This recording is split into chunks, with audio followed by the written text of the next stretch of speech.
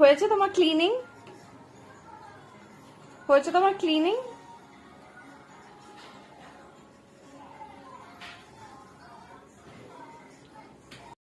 শোনো শোনো, আমি কাজের মাসে ছাড়িয়ে দিচ্ছি।